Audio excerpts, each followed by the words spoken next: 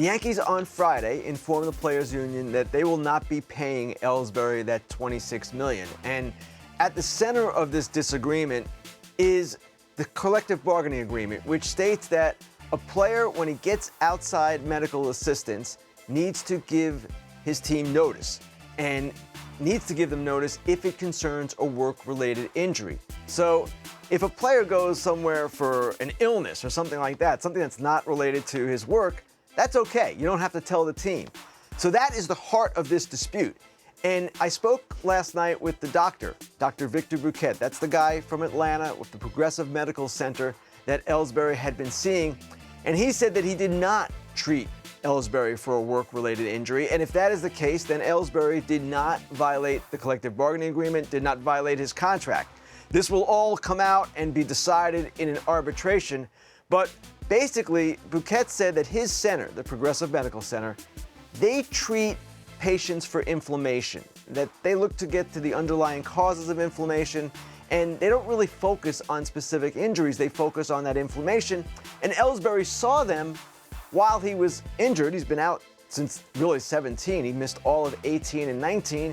And if you're Ellsbury, you could probably portray it as an attempt to get back on the field. You're trying to get yourself well.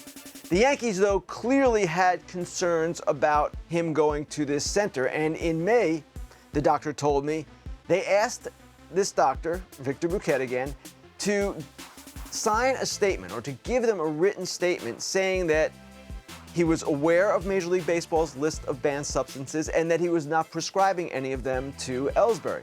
The doctor told me that they don't prescribe PEDs. It's not something they do. He gave the Yankees a letter, and then after that, never saw Ellsbury again, never heard from the Yankees again, or actually heard from them one more time just on a request for records that he said, listen, you want his recent records? He's not coming here anymore, so we can't give them to you. There's nothing to give. There are a lot of questions here. Some on the players' side believe that this is about the Yankees not having insurance on Ellsbury's contract for 2020. They had it in 2018 and 19, and as Ken Davidoff, who was just here, reported, that enabled them to get 75% of his salary in those seasons. But for some reason, they do not have insurance on 20. And in the view, again, of some on the players' side, this is an attempt simply by the Yankees to get that money back in this fashion.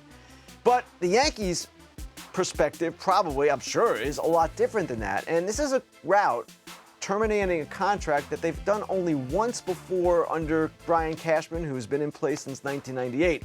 That was in 2003 with Bubba Trammell. He left the team. The Yankees terminated the deal. It was later revealed by Trammell that he was suffering from depression. The two sides reached a settlement. In general, it's extremely difficult to void a player's contract.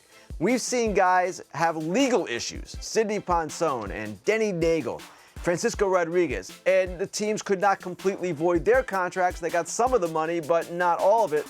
The only time I can remember in recent memory that a team succeeded in voiding a contract completely was when Sean Chacon, then with the Astros, assaulted the Astros general manager, Ed Wade. The Astros terminated and then won that grievance. So this is headed to a grievance. The union has said as much. They said Friday, in fact, that they will fight the Yankees and any attack on Ellsbury's contract. And moreover, they will pursue other means, playing offense instead of defense against the Yankees for what they perceived as possible infractions.